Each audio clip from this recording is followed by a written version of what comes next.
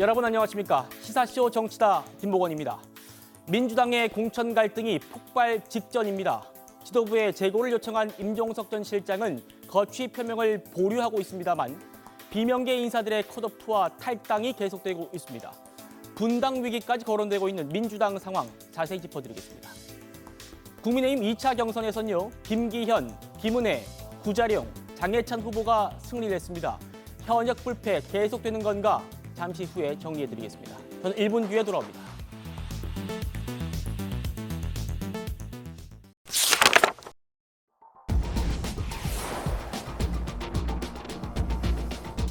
친문 핵심 임종석 전 대통령 비서실장이 컷오프 결정에 승복할 수 없다면서 잠시 뒤 6시부터 지역구 요새를 계속 이어가겠다 이렇게 예고를 했습니다.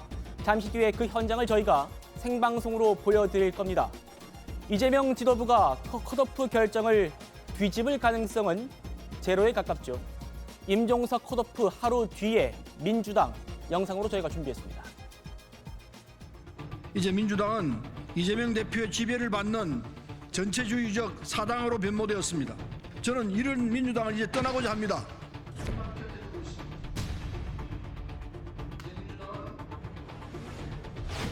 총선이 잘못되면 더불어민주당이 간판을 유지할 수 있을지조차 알 수 없는데 지금은 그저 참담할 뿐입니다. 대선 시기에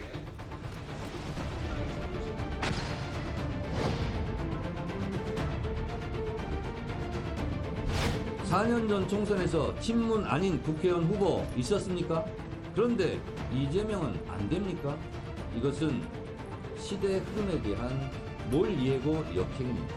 이재명 대통령의 꿈을 향해 이재명의 깃발을 지키고자 합니다.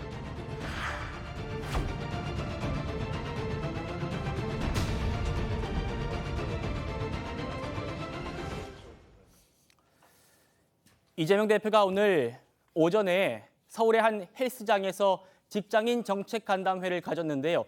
오늘의 포토제닉 아닐까 싶습니다. 참모들이 정부 감각을 없다 뭐 이렇게 탓해야 할까요? 하필 런닝머신 화면에 임종석 전 실장의 기자회견이 실시간은 아닙니다만 실시간처럼 떴습니다. 영상으로 한번 보시면요. 지금 이재명 대표가 오늘 간담회를 갔는데 지금 하필 이 당의 내홍 관련 소식이 이 런닝머신의 화면으로 뜬 겁니다. 당연히 지금 이재명 대표 입장에서는 정책에 집중돼야 할 그런 언론의 포커스가 아니 하필 임종석 전 실장의 기자회견으로 대체되는 그런 좀 웃지 못할 상황이 벌어졌는데요. 이현종 의원님 어떻게 보셨습니까? 참 상징적인 모습인 것 같습니다. 예. 이재명 대표가 이제 공천 파동을 좀 이겨내고 정책 행보를 하는 첫날 저렇게 이제 지금 런닝머신에 화면에 이제 임종석 전 실장의 기자회견 장면이 나왔지 않습니까? 저걸 보면서 또 뛰어가고 있습니다. 그리고 또 이게 런닝머신이요. 보면 빨간 이 버튼이 있거든요. 중단하는 버튼. 예. 그러니까 저게 이제 물론 빨간 버튼 누르는 건 아니지만 언론 입장에서 보면 저 빨간 버튼이 이제 컷오프 버튼이다. 뭐 이런 이야기까지 나올 정도로 참 공교롭습니다. 그러니까 모든 게 다 이렇게 연결이 되어가는 국면이 아닌가 싶습니다. 이재명 대표 입장에서는 뭔가 이제 새롭게 지금 공천 파동을 좀 이겨내려고 하는데 그게 끝나지 않는 이런 지금 싸움인 것 같아요. 제가 볼 때는 아마 임종석 전 실장 조금 이따 아마 10시부터 더 선거운동 한다고 그러는데 저는 최근에 이 비주류, 이 비명계들의 움직임이 보면 거의 저항운동 비슷한 수준인 것 같습니다. 예. 지금 뭐 곳곳에서 지금 탈당을 하거나 또 당내에서 투쟁을 하거나 아니면 경선에서 투쟁을 하거나 다양하게 이 공천과 관련돼서 지금 사실상의 저항운동을 벌이고 있는 것이 아닌가 싶습니다. 저렇게 이재명 대표는 저런 저항에도 불구하고 뛰어가고 있지만 과연 저런 어떤 이 흐름들이 앞으로 총선까지 이어지면서 승리로 이어질지 상당히 아마 본인도 걱정스러운 상황인 것 같습니다. 예, 성치윤 부의장님. 예. 이재명 대표는 열심히 뛰어가고 있는데 그 앞에 임종석 전 실장의 이 회견 모습이 공교롭게도 이렇게 찍혔습니다. 어떻게 보십니까? 참 아까 앵커께서 말씀하신 오늘의 포토제닉이라고 할 정도로 타이밍이 참 오묘했습니다. 그리고 아까 이 정무적 판단, 좀 주변에 있는 당대표 측근들이 저 상황을 통제하는 분들이 좀 저 상황을 좀 연출되지 않도록 했어야 되지 않나라는 그러게요. 생각이 있고요. 일단은 참 이 정치가 돌고 돈다는 생각이 들었습니다. 저는 4년 전 총선 때는 어떻게 보면 친문이 주류 아니었습니까? 그것이 정확히 이렇게 뒤바뀌어서 주류와 비주류가 정확히 뒤바뀐 상황이 되었는데요. 이재명 대표의 마음이 그렇게 편하진 않을 거라고 봅니다. 뭐 누구의 잘못이 더 크냐 이런 것들은 각자의 의견이 다를 것 같은데 제가 볼 때는 공통의 의견인 것은 다 쌍방과실로 보는 것 같습니다. 양측 모두의 책임이 있다. 지도부에게는 관리의 책임이 있고요. 임종석 전 실장에게는 저 지역 중구 성동갑을 끝까지 고집한 책임도 있다고 생각합니다. 그렇기 때문에 하나 지금 임종석 전 실장이 오늘 뭔가 사람들은 기자회견이 잡혔을 때 뭔가 선택을 하는구나라고 생각을 했는데 일단 보류 버튼을 누르지 않았습니까? 그렇기 때문에 아직까지는 시간이 남았다. 그래서 당이 좀 이 남은 어떻게 시간을 번 건데요. 이 시간 동안 양측이 좀 할 수 있는 역할들을 전 이해찬 전 대표분 같은 분들이 좀 더 중재에 적극적으로 한 번 더 나서 주시면 어떨까라는 개인적 바람을 갖고 있습니다. 네, 뭔가 성치훈 부의장님께서는 뭔가 뒤바뀔 여지가 있다고 보시는 것 같습니다만. 가능성이 높진 않다고 생각합니다만 예.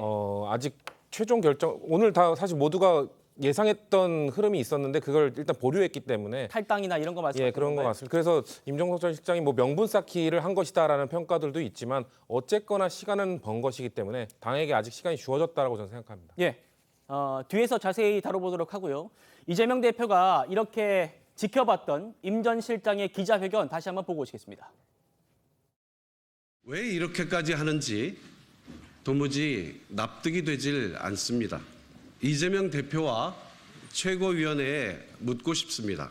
정말 이렇게 가면 총선에서 이길 수 있습니까? 통합을 위한 마지막 다리마저 외면하고 홀로 이재명 대표만으로 국민의 마음을 얻을 수 있는 것입니까? 중구 성동구 갑에 대한 의결사항을 제고해 주십시오. 기다리겠습니다. 김영주 의원님, 네.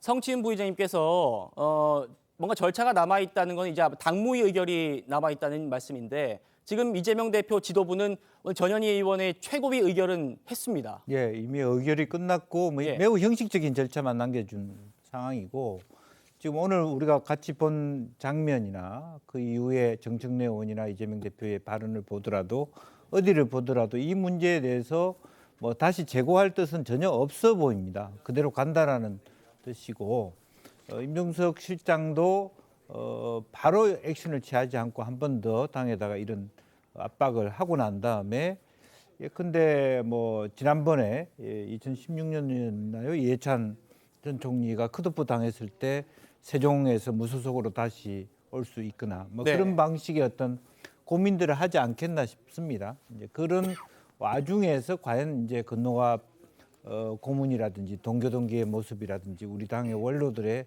목소리라든지 또 이인영 의원을 비롯해서 전대협 세대의 그 주요한 인적 자원들의 결합이라든지 이런 것들이 어떻게 연이어서 나올 것이냐 하는 것이 기초에 지목되는 부분이고 예, 뭐 어쨌든 임종석 의원은 실제로 빠르게 어떤 행동하기보다는 어쨌든 당과 함께 하지만 내가 탈당을 하더라도 불가피하게 할 수밖에 없다. 이런 명분 쌓기에 들어간 거 아닌가 그렇게 보여집니다. 명분 쌓기에 들어간 거 아니냐. 그러니까 재고해달라는 이 요청이 받아들여질 가능성이 제로에 가깝다 이런 평가가 나오기 때문에 그런데 임 전 실장 얘기 한 번 더 듣고 좀 얘기 나눠보도록 하겠습니다.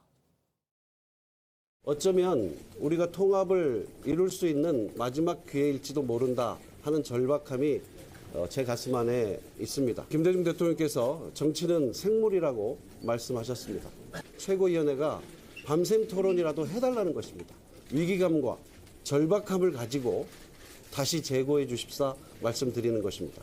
친문 의원님들이 장악할 걸 좀 우려해서 공천에서 배제했다는 이야기가 나오는데 총선이 잘못되면 어찌 보면 모든 것이 끝나는데 더불어민주당이 간판을 유지할 수 있을지조차 알 수 없는데 그게 무슨 지금 의미 있는 이야기겠습니까?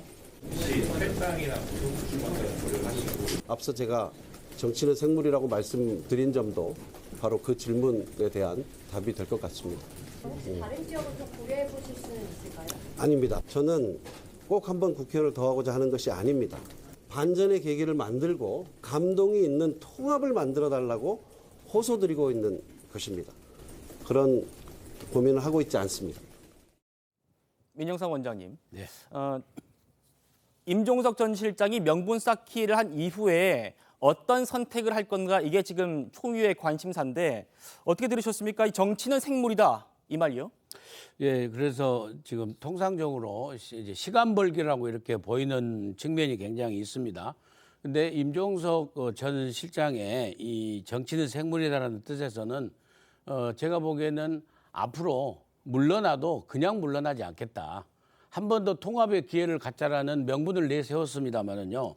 여러 가지 가능성을 놓고 보지만은 그래도 이대로 순순히 쫓겨나지는 않겠다라고 어떤 세력 교합의 측면도 굉장히 갖고 있지 않느냐.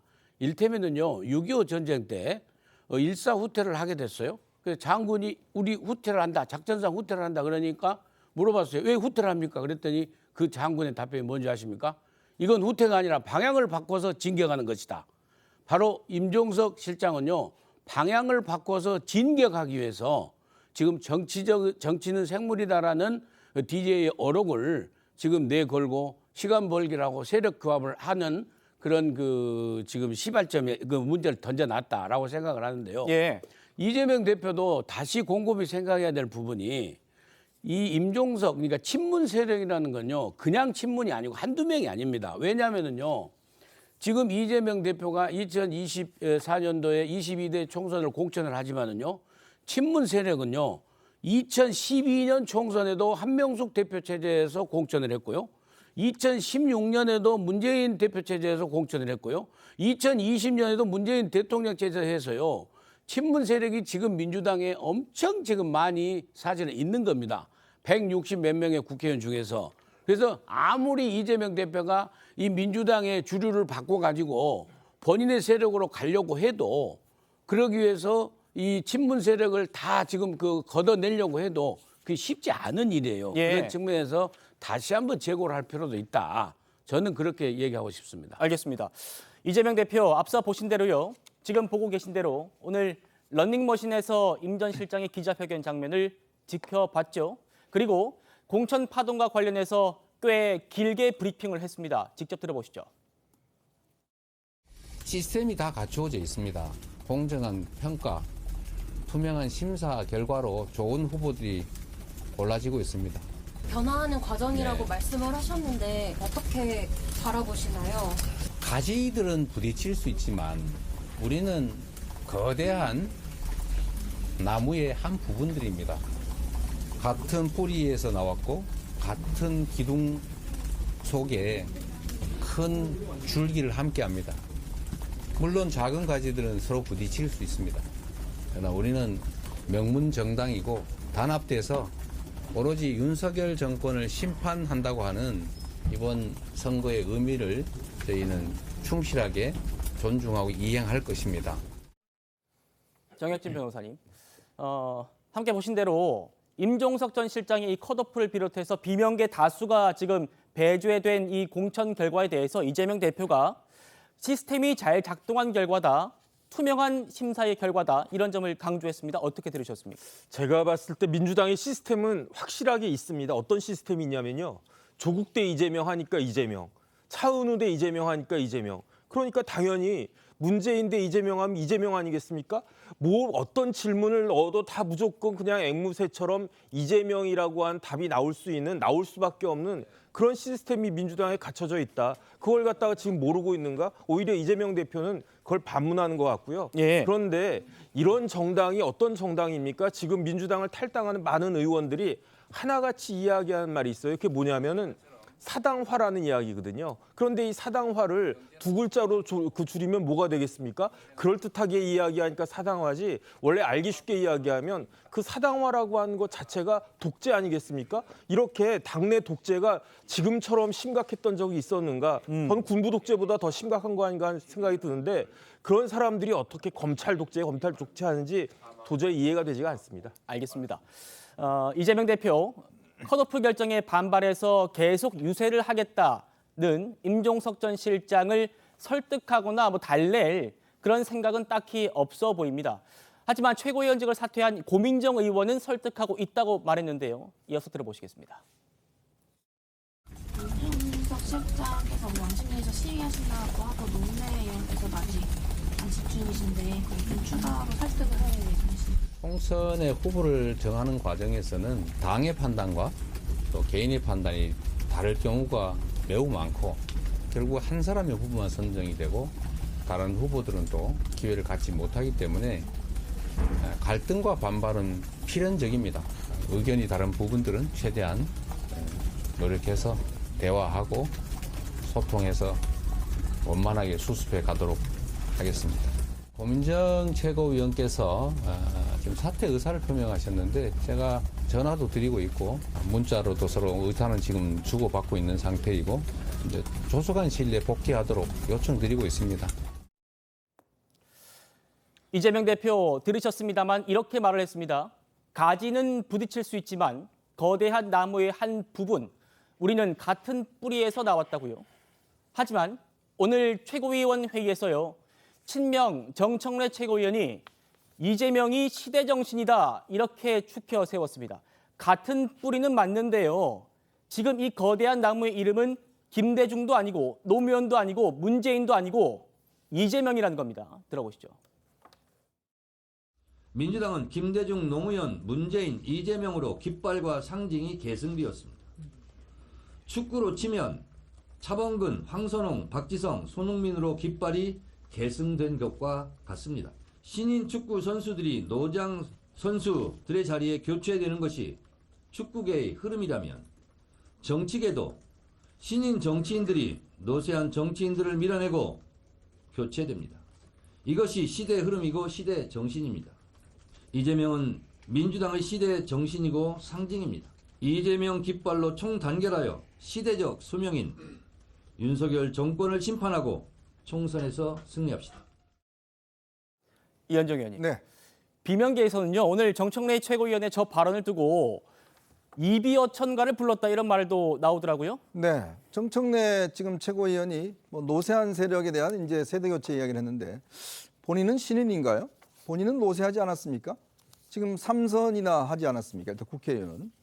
자, 본인도 이 물러나야 될 노쇠한 세력 같은데 다른 사람은 노쇠하고 본인은 신인인가 봅니다.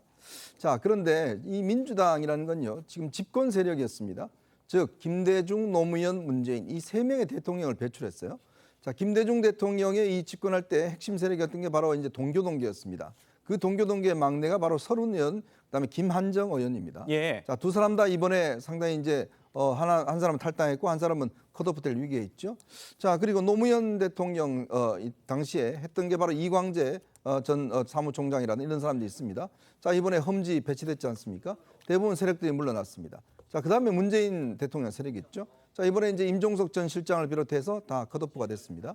즉, 세 번에 걸친 이 집권 기간 동안 있었던 핵심 세력들이 전부 다 이번에 공천이 배제가 됐어요. 네. 자, 이 시스템에 의해서 아까도 이야기했지만 오로지 이재명만을 위한 시스템에서 단절이 돼버린 겁니다. 이게 어떤 정치 세력이라는 게 개선과 발전이 돼야 되거든요. 그리고 정당이라는 게 제가 한 30년 정당을 이렇게 지켜봤지만 예. 항상 7대3 비율이 있습니다. 그 7대3 비율이 뭐냐면 주류가 7이면 항상 비주류가 3이 있습니다. 그게 또 보장이 됩니다. 왜? 정당의 건강성을 유지하기 위해서는 기존의 체제가 절대적인 체제가 아닙니다. 지금 뭐 이재명 대표가 당대표라고 해서 이재명 대표가 아무 결점도 없고 정말 뭐 전지전능한 그런 사람이 아니지 않습니까? 그런 부분에 대한 비판적 세력이 분명히 있는 겁니다. 근데 지금 정청래는 뭐라고 그러죠? 그런 비판 세력들 지금 허용하지 있지가 않는 거예요. 예. 오로지 그냥 이재명만 나오는 정당을 원하고 있는 거죠. 예. 자, 그런데 문제는 그런 어떤 이 세력들이 다 물러가고 다 쫓겨난 걸 누가 채우죠? 바로 진보당. 그다음에 전문 시위꾼들이 채우고 있습니다. 왜냐? 이번에 저 비례정당 보십시오. 거기에 10명이나 되는 지금 뭐 기본소득당, 그다음에 뭐 진보당, 그다음에 이제 그 뭐 시민연합 들어오지 않습니까? 자, 옛날에 집권 경험을 가지고 있던 그런 국회의원들은 그다음에 정치인들은 다 물러나고 그다음에 거기에를 채우는 사람은 누구죠? 바로 진보당, 그다음에 전문적인 시위를 하시는 사람들, 이런 사람들이 지금 채우고 있는 거예요. 그게 바로 이재명이 지금 민주당을 만들어가고 있는 거 아니겠습니까? 자, 그러면 그런 정당을 과연 지금의 수권 정당, 즉 집권을 바라는 정당으로 과연 볼 수가 있는 것인지.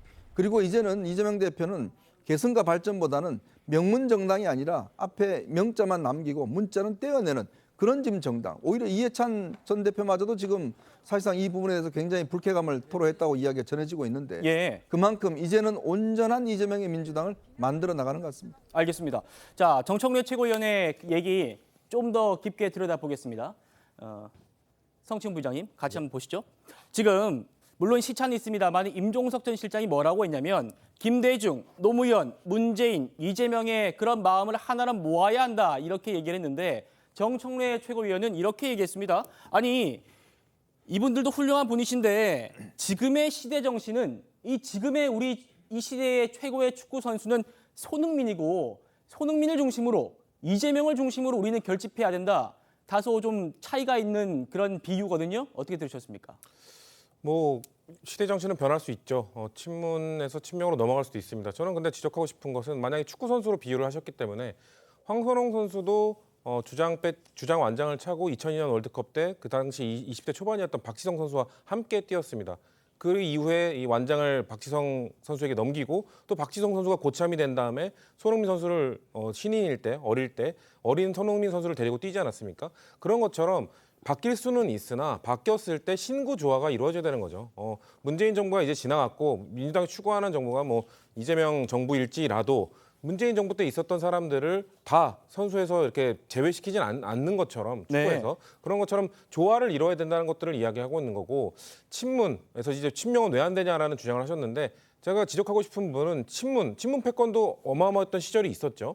근데 친문 패권이 있을 때도 쓴소리하던 사람들 그 당시에 뭐 조금박해라고 불렸던 조응천 의원, 박용진 의원 그리고 뭐 김혜영 의원 그런 분들 다 공천 받았었습니다. 그런 분들에게 뭐 하위 15%, 하위 10% 이런 평가를 주고 감점을 하지 않았었고요. 그런 어떻게 보면 친문 패권이 있던 시기에도 정말 쓴소리하는 어떻게 보면 눈에 가시 같은 그런 사람일 수도 있는 분들도 다 공천을 받았다는 얘기죠. 그런 차원에서 저는 친명으로 넘어가는 시기라고 생각하지만 그렇다고 해서 이 당에 뭐 좀 쓴소리를 한다거나 좀 다른 소리를 내는 사람들을 완벽하게 배제한다면 그것이 과연 민주당의 흐름으로 볼 수 있는가? 전 그거에 대해서는 조금 지적을 하고 싶습니다. 예, 정혁진 변호사님. 네네. 지금 비명계에서는 이재명 대표가 이렇게 얘기한 거에 대해서 비판을 하고 있습니다. 뭐냐면 우리는 같은 뿌리라고 해놓고 정청래 최고위원 얘기를 들으면 이게 좀 같은 뿌리 얘기 맞냐? 우리는 지금 손흥민, 이재명으로 뭉쳐야 된다고 얘기하면서 같은 뿌리의 그 형제들을 다 쳐내고 있지 않느냐? 이 얘기거든요. 그럼 뭐 누구는 적자고 누구는 적자가 아닌 그런 의미가 아닌가 저는 그런 생각이 들고요. 시대정신이라는 이야기를 누가 했습니까? 한동훈 비대위원장이 했잖아요. 한동훈 비대위원장이 비대위원장 취임하면서 뭐라고 그랬느냐.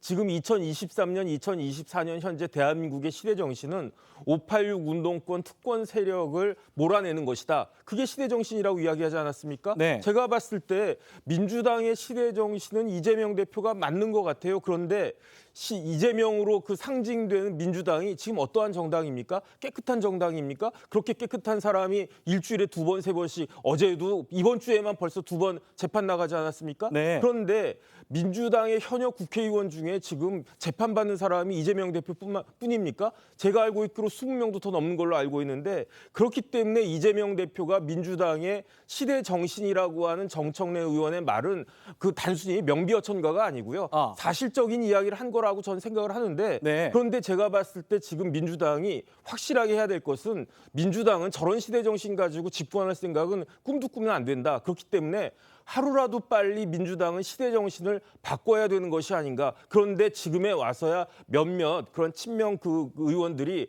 드디어 이제 정신 차리고 그런 부분들에 대해서 위기감을 가지고 이야기하기 시작했다. 그게 어느 정도 그냥 위안이 되는 민주당에 있어서는 위안이 되는 그런 측면이 아닌가. 저는 그런 생각이 듭니다. 그렇군요. 정청래 최고위원 얘기 중에 또 중요한 포인트가 있습니다. 이현정 의원이 말씀 주셨는데 바로 임종석 전 실장한테 공천을 줘야 한다 이렇게 말했다는 이해찬 전 대표를요 콕 집어서 거명했습니다. 들어보시죠. 이재명 시대의 시대 정신을 잘 읽고 큰 역할을 하는 민주당을 지키는 든든한 소나무가 한 분 계십니다. 대표적으로 이해찬 전 대표입니다. 그래서 저는 이해찬 대표님을 존경합니다. 이번 총선에서도 민주당을 지키고 이재명을 지키는 든든한 소나무가 되어 주셨으면 좋겠습니다. 많은 분들 아시다시피 이해찬 전 대표는요. 이재명 대표가 인정한 정치적 아버지입니다. 그렇기 때문에 이해찬계로 분류되는 한 인사가 한 언론에다가 이해찬의 마음이 이재명을 완전히 떠났다. 이런 전언을 전하기도 해서 정청래 위원이 그걸 의식해서 지금 오늘 이런 말을 했다. 이런 얘기가 나오고 있는 거거든요. 민영삼 원장님 어떻게 좀 들으셨습니까? 그러니까요, 이해찬 상임 고문이신가요? 이해찬 상임 고문은 지금 그 이재명 대표의 멘토일 뿐만 아니라 현실적으로도 쌍방울 대북 송금 관련돼서도 이미 이화영 전 경기부지사하고 관련 그 매개로 해가지고 전부 그 한 식구라 할 정도로 한 팀이라 할 정도로 지금 우리가 다 알고 있지 않습니까?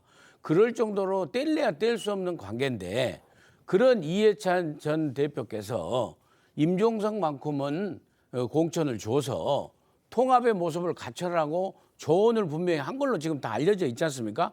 근데 그것도 안 듣고 이런 임종석 전 실장을 컷오프 시켜버리니까 이해찬 전 대표 측에서 나오는 게 이제 정말 마음이 떠났다. 그걸 아마 정청래 의원이 알고 이해찬 대표에게 읍소하는 그런 마음으로 이해찬 대표에게 그 이재명 대표를 좀 지켜달라고 지금 이렇게 읍소를 하는 걸로 보여요.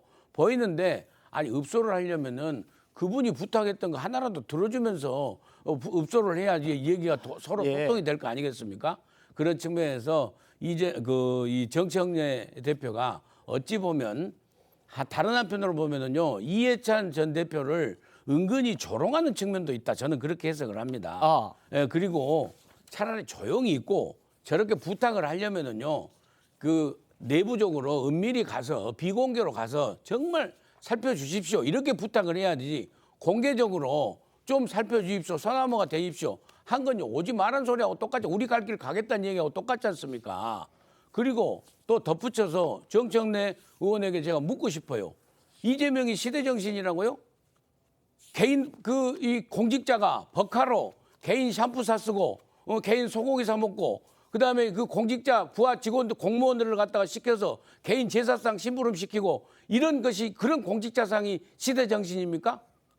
진짜로 정청래 의원이 아무리 이재명 대표하고 한 팀을 이루어서 지금 현재 따뜻하게 잘 지내고 있다 하더라도 엠만히 해야 될 거 아닙니까? 엠만히. 저는 그렇게 생각을 합니다. 알겠습니다. 이해찬 전 대표는 당내에서 굉장히 상징적인 인물일 뿐만 아니라요. 이재명 대표에게는 굉장히 의미가 큰 인물입니다. 바로 원래부터 출발이 비주류였던 이재명 대표가 그동안 이해찬 전 대표를 정치적 멘토, 아버지로 삼아서 커왔기 때문입니다. 그 관계 한번 들어보시겠습니다. 이거 보통 사람이 아니구나. 좋은 명감을 만들려면 많이 담금질을 하지 않습니까? 그런 과정 하나하나가 국가 지도자로 성장해 가는 과정입니다. 노무현, 문재인까지 모셔봤는데 물론 그분들도 다 훌륭해요. 근데 단련 과정은 이재명 대표가 더 길고 더 어려워요. 저는 능히 이재명 대표는 하리라고 봅니다. 이분이 이제 뭐냐면 뿌리가 약하다 보니까 항상 그게 이제 공격받는다고 우리는 그것 때문에. 그래서 아버지가 없다. 정치 아버지가 없다. 족보가 없다. 이해찬이 이제 아버지가 되기를 안 했지. 정민상이 우리도 아버지 생겼다. 그러면서 막 되게 좋아했던. 그 후에 이제 뭐냐면 이재명의 입지가 어느 정도 당내에서 좀 생겼죠. 그렇죠. 이현정 의원님, 저는 유동규 씨의 저 증언이 굉장히 흥미로웠습니다. 정진상 전 실장 그리고 이재명 대표가 우리 아버지 생겼다 이렇게 말할 정도로 이해찬 대표를 끔찍하게 챙겼는데 왜 이번에 이해찬 전 대표와의 정치적 단절을 감수하고도 임종석 전 실장을 내쳤을까요? 네, 이해찬 전 대표는 사실 이제 이재명 대표가 경기도지사 시절에 그때 문재인 대통령이 이제 방북을 하는 기회가 있었어요. 그때 이제 그 김정은과 이제 정상회담이 있었는데 그때 누구를 데리고 간다면 박원순 시장과 최문순 강원지사만 데리고 왔습니다. 맞습니다. 그리고 본인은 데려가지 않았어요. 가장 접경 지역이 많은 지역에 있는 도지사인데 안 데려갔습니다. 자, 그러면서 그때부터 이 문재인 전 대통령하고 나하고는 이제 아니다. 그리고 이제 그때부터 사실은 이제 이해찬 전 대표와 적극적으로 하면서 이해찬 전 대표의 최근 이화영 경제부지사를 사실상 임명했지 않습니까? 이제 그런 것들 때문에 끈끈하게 되어 왔는데 역시 그런 말이 있죠. 토사구팽이라는 말이 있습니다. 그 이야기는 뭐냐면 결국 이제 사냥을 다 하고 난 다음에는 결국 이제 그 사냥한 그 도구를 이제 잡아먹지 않습니까? 그거와 저는 비슷한 측면이 있는 것 같다라는 생각이 들어요. 왜냐? 더 이상 이제 이해찬 전 대표에게 도움을 구할 필요가 없다는 거죠. 왜냐? 이미 당내는 이제 본인의 측근으로 사실 이 이재명 대표는요 처음으로 공천을 해보는 겁니다. 이번 총선이. 자 그러면 이번 총선에서 온전히 자신의 사람으로 공천을 하게 되면 더 이상 이 이해찬 전 대표의 도움이 이제 필요 없지 않습니까? 바로 이해찬 전 대표 사람이 누구냐? 바로 조정식 사무총장, 김성환 지금 인재영입이 간사거든요. 근데 조정식 사무총장 최근에 어떤 이야기가 나왔죠? 일부 친명계에서 대신 좀 불출마 선언해라. 이런 이야기가 기사화 됐지 않습니까? 그리고 김성환 지금 간사, 뭐 이제 인재영입 주도했지만 사실상 이제 이재명의 사람이 된 거 아니겠습니까? 이제 그렇다면 더 이상의 이제 이해찬 전 대표의 도움이 필요 없는 거죠. 왜냐? 본인 지금 직접적으로 이 운동권 세력, 즉 진보당 이쪽하고도 손을 잡아버렸지 않습니까? 예전에는 이제 이 운동권 세력을 본인이 잡기 위해서 이해찬 전 대표 필요했지만 이제는 완전히 이해찬의 그늘에서 벗어나는 그 단계가 바로 지금인 거죠. 자, 그렇기 때문에 이해찬 전 대표가 그렇게 거듭 부탁을 했고 문재인 대통령이 제가 알기로 한 3번 이상 부탁을 했고 자, 임종석만은 경선에 좀 붙여주라 라고 이야기를 했지만 아주 매몰차게 끊어버렸지 않습니까? 그 이야기는 이제 당신들과 나는 함께 가지 않겠다라는 저는 그 신호가 아닌가 그런 생각이 듭니다. 예, 이현정 의원님 말씀처럼 저도 문재인 전 대통령이 이재명 대표를 만나서 3명 정도는 꼭 공천을 줬으면 한다라고 콕 집어서 말을 했다는 그런 얘기를 들었는데 그 중에 한 명이 임종석 전 실장이었다고 저는 취재를 했습니다.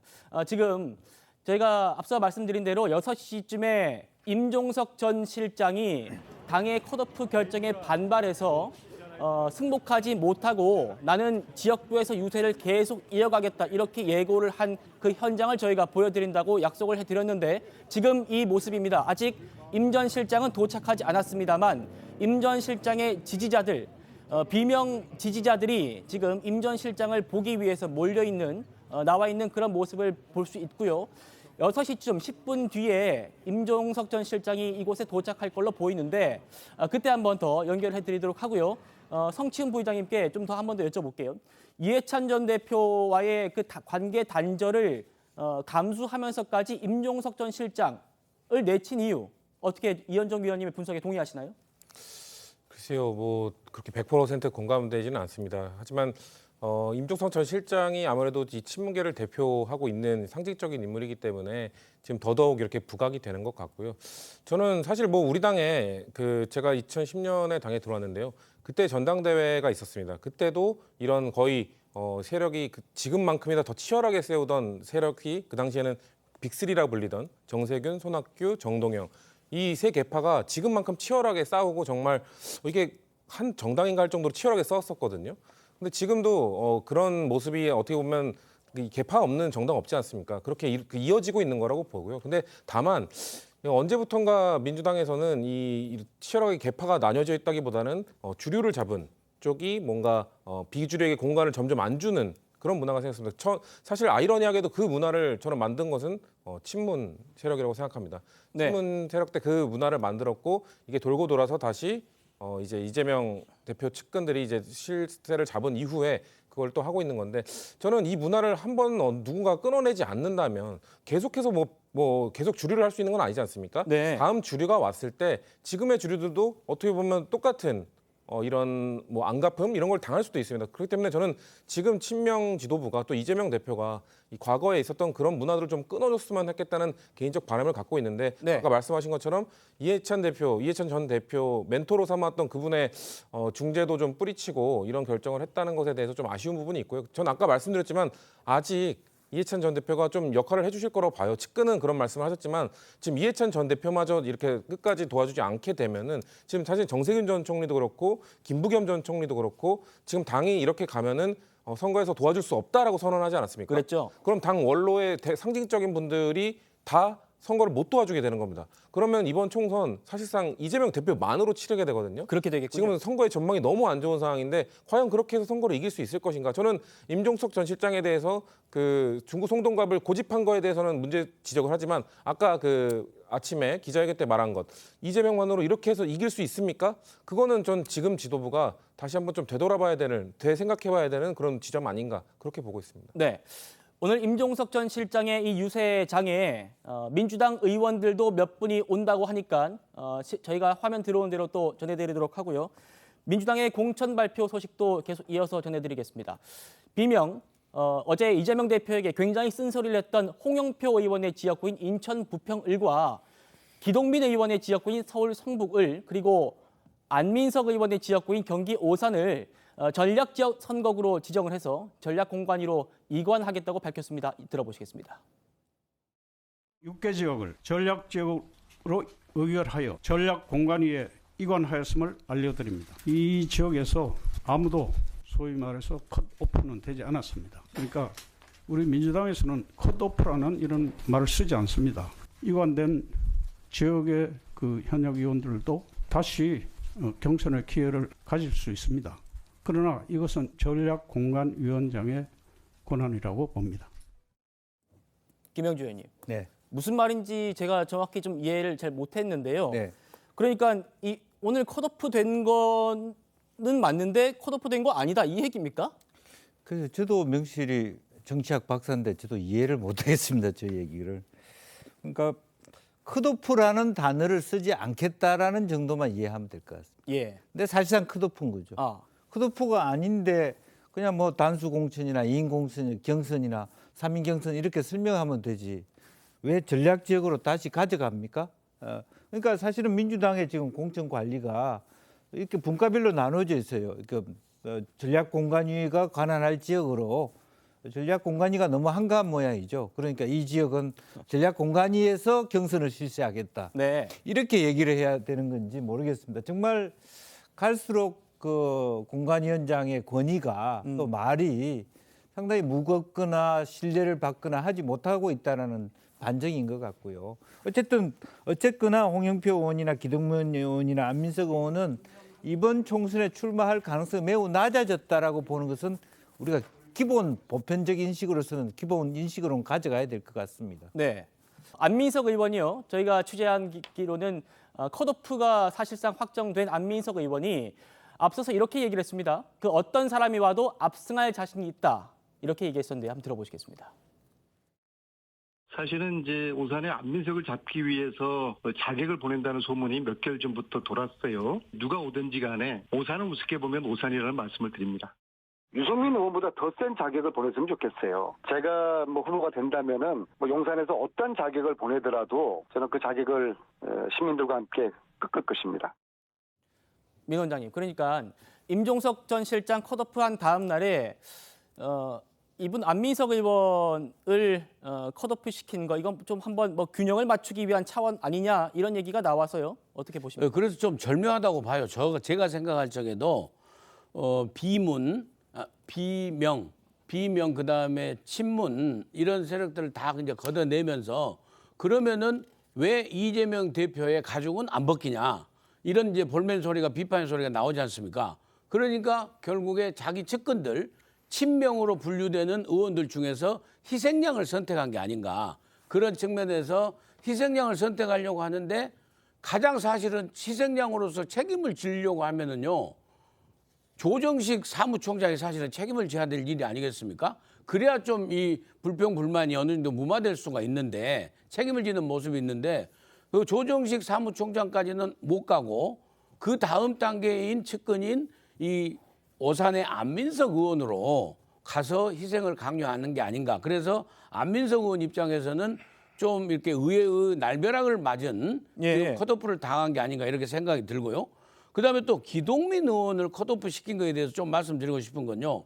같은 건으로 해서 기동민 의원을 제가 변명하는 건 아닙니다. 절대로. 네, 민 원장님. 죄송한데 저희가 이명백 위원장의 얘기가 준비되어 있어서 그거 듣고 한번 말씀 들어도 될까요? 네. 그러니까 말씀하신 대로 지금 기동민 의원이 이 지역구가 전략공관위로 넘어갔습니다. 그런데 반면에 같이 이 김봉현 회장으로부터 금품받은 혐의로 같이 받는 친명 이수진 의원은 경선을 앞두고 있어가지고 형평성에 문제가 있다 이런 얘기가 나왔는데 이명백 공관위원장이 여기에 어떻게 답했는지 한번 직접 들어보시겠습니다.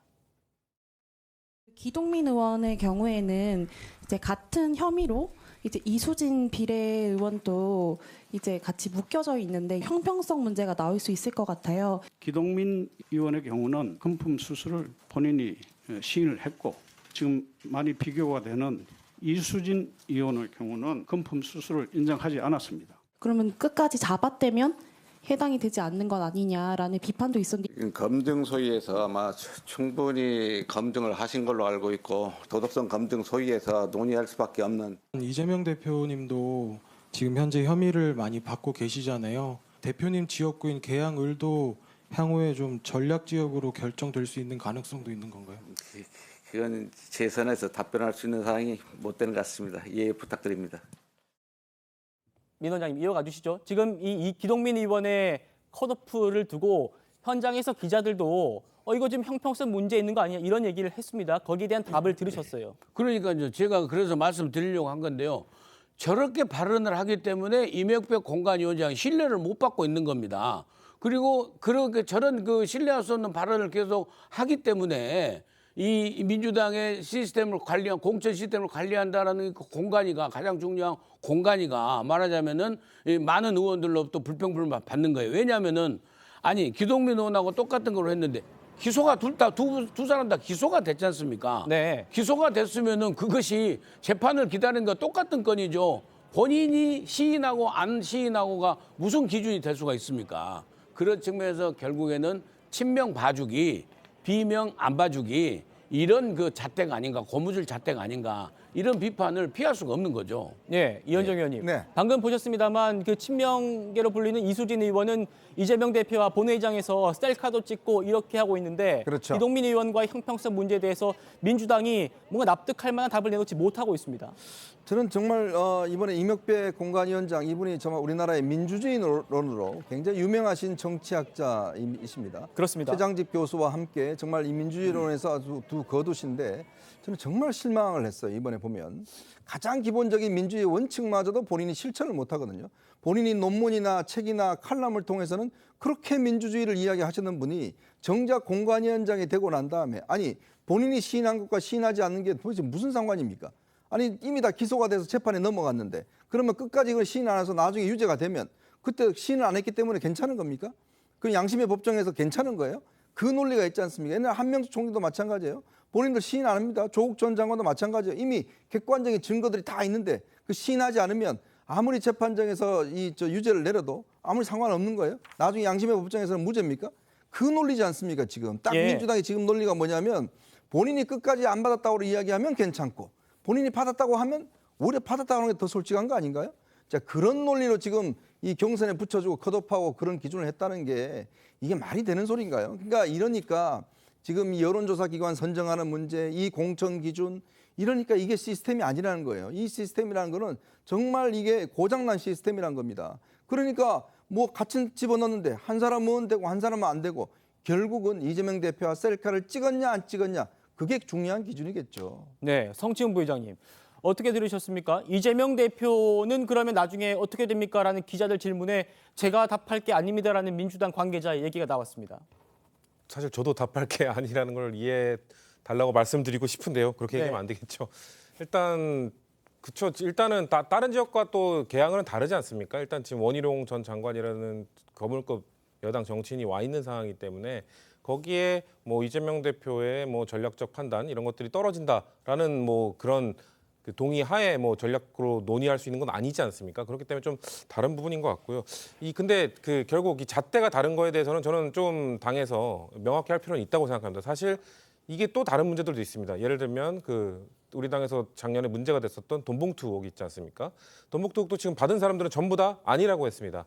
그래서 작년에 사실 당 일부에서는 주장을 했던 것이 그런 혐의가 있는 의원들에게 다 서약을 받아야 된다. 네. 만약 조금이라도 그 자신이 말했던 것과 좀 다른 결과가 나왔다거나 아니면 뭐 기소가 된다거나 이랬을 때 어떤 당의 처분, 불이익도 다 감수하겠다. 이 정도의 서약을 받아야 그 사람의 말을 믿어줄 수 있는 거 아니냐라는 주장을 했거든요. 지금도 마찬가지입니다. 지금 소명만 들을 게 아니라 소명을 한 의원들, 이수진 의원이 지금 소명을 했다고 하는 건데 소명을 하는 의원들에 대해서 향후 뭐 재판 과정이나 이런 데서 혹시나 말이 바뀐다거나 아니면 혹시나 그 재판 결과가 불리하게 나온다거나 이랬을 때 당의 어떠한 처분도 다 수용하겠다 이런 서약들을 받아놔야 나중에 지금 어떻게 보면 당이 이 위험 요소를 안고 가는 거 아닙니까? 왜냐하면은 지금 재판 중인 사람들, 기소당한 사람들은 만약에 혹시 당선이 된다 하더라도 나중에 재판 결과가 나온 이후에 그 지역이 재보궐선거 지역이 되면 민주당은 공천을 못 하게 됩니다. 네. 규칙사유 무공천 원칙이 있기 때문에 그렇게 되면 그런 위험 부담을 다 안고 가는 거기 때문에 당도